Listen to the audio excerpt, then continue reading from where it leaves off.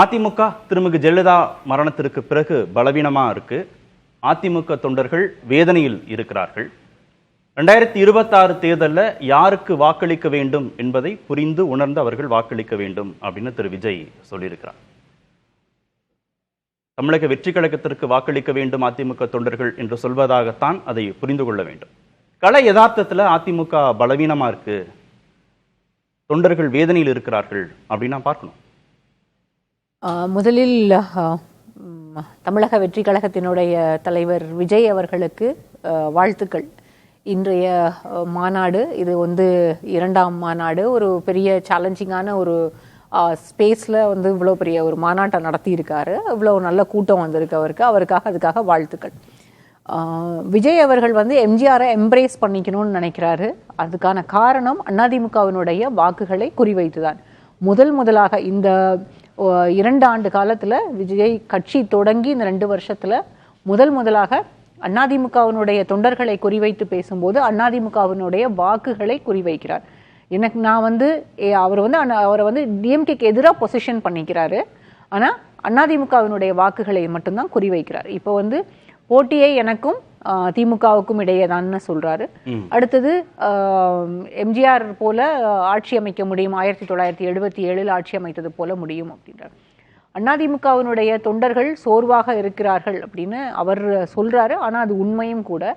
பாரதிய ஜனதா கட்சியோடு கூட்டணி அமைத்த பிறகு அதிமுகவின் தரப்புல ஒரு சோர்வு இருக்கு. அதனாலதான் இவ்வளவு சீக்கிரமாக எடப்பாடி பழனிசாமி அவர்கள் ஒரு சுற்றுப்பயணத்தை தொடங்கினாரு. அந்த பயணத்தில் ஒவ்வொரு இடத்துலையுமே அந்த கூட்டத்தை கூட்டுவதும், நேற்றைக்கு 2 நாள் முன்னால் அந்த ஆம்புலன்ஸ் வந்த போது கூட பேசினது, இதெல்லாமே அந்த கூட்டத்தில் இருக்க சோர்வும் தொண்டர்கள் மத்தியில் இருக்கக்கூடிய ஒரு சோர்வும் தான்.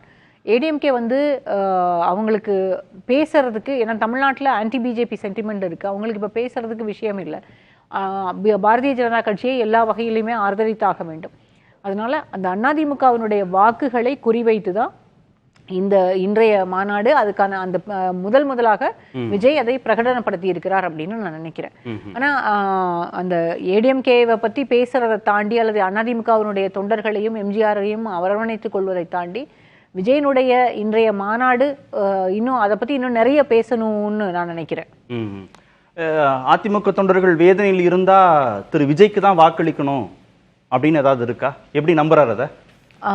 அதிமுக தொண்டர்கள் விஜய்க்கு தான் வாக்களிக்கணும்ன்ற அவசியம் கிடையாது. ஆனால் கடந்த தேர்தலில் 2021 ஆகட்டும், அதற்கு பிறகு 2024 ஆகட்டும், இந்த 2 தேர்தல்கள்லையுமே அதிமுகவினுடைய வாக்குகள் பெருவாரியாக நிறைய இடங்களில் சிதறி இருக்கிறது.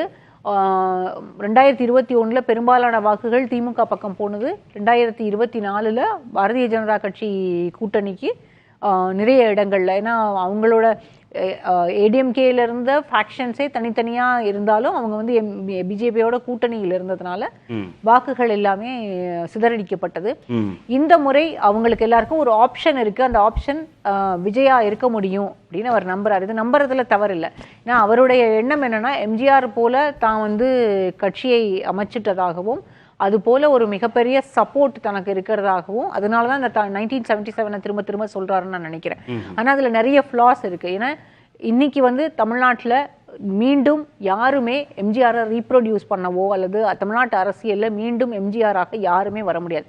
இன்னும் சொல்ல போனால் ஜெயலலிதா கூட இன்னும் சொல்ல போனால் ஜெயலலிதா கூட எம்ஜிஆராக அல்லது எம்ஜிஆருடைய பாதையிலே பயணித்திருந்தாலுமே கூட அவங்க அந்த எம்ஜிஆர் மாதிரியான ஒரு பெரிய சக்சஸை அவங்களால கொடுக்க முடியல. 2 முறை தொடர்ந்து ஜெயிச்சிருக்காங்க, ஹிஸ்டரி அதெல்லாமே நம்ம பேசலாம். ஆனால் எம்ஜிஆருக்கு இருந்த சக்சஸ் இல்லை. அதுக்கான காரணம் அவர் அதுக்கு முன்னாலேயே கிட்டத்தட்ட 10 ஆண்டுகளுக்கு மேலாக அரசியலில் ரொம்ப தீவிரமாக பயணித்தவர். திராவிட அரசியலையும் திராவிட அரசியல் கொள்கைகளையும் உள்வாங்கி இருந்தார். அண்ணாவோடு பயணித்தவர் அப்படிங்கிற முறையில அதையும் தாண்டி எம்ஜிஆரோட பலம் என்னவா இருந்தது அப்படின்னா, அவருடைய ரசிகர் மன்றங்கள் எல்லாமே ஒன்றிய கழகங்களாக மாறியது. எல்லா டிஸ்ட்ரிக்ட்ல இன்னைக்கும் நீங்க பாத்தீங்கன்னா ஏடிஎம்கே பெரும்பாலும் ஒன்றிய கழகங்கள் தான் அவங்களுக்கு ரொம்ப பவர்ஃபுல்லா இருப்பாங்க. ஆனா திமுகவில் மாவட்ட செயலாளர்கள் தான் பவர்ஃபுல்லா இருப்பாங்க. இது ஒன்றிய செயலாளர்கள் பவர்ஃபுல்லாக இருக்க காரணம் என்னன்னா, அவரோட ஃபேன் கிளப்ஸ் எல்லாமே ஒன்றிய கழகங்களாக மாறினாங்க.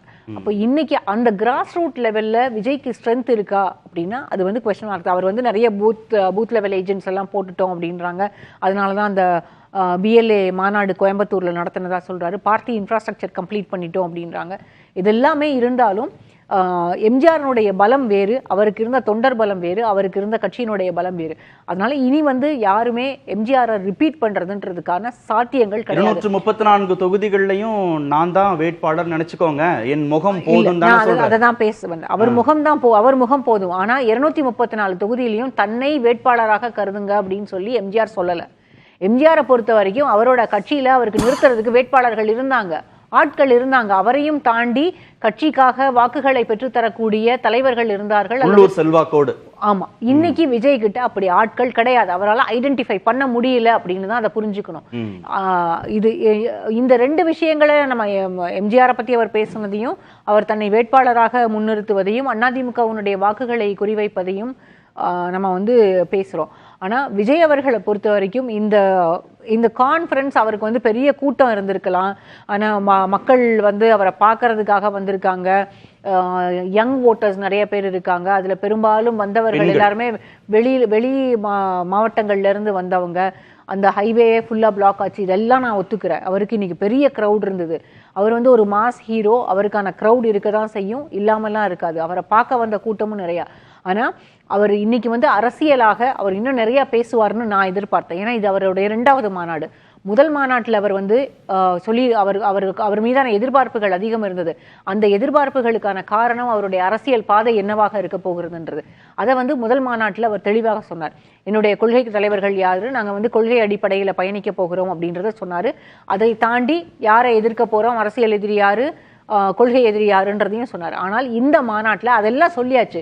திரும்பவும் நான் பிஜேபியோ எதிர்க்க போறேன், திமுகவை எதிர்க்க போகிறேன். ஏன் நீங்க எதிர்க்கிறதுக்கான காரணங்கள், அதை வந்து இன்னைக்கு வந்து இஷ்யூ பேசிஸ்ல எவ்வளவோ விஷயங்கள் பேசியிருக்கலாம். நேற்றைக்கு பாராளுமன்றத்தில் ஒரு 3 சட்டங்கள் வந்து கொண்டு வர 3 பில்ஸ் கொண்டு வந்திருக்காங்க. அந்த 3 மசோதாக்களுக்கு அதுக்கான ஒரு வரியாவது பேசியிருப்பாருன்னு நினைச்சது. அது எவ்வளவு அட்ரோஷியஸான பில்ஸ் 3மே.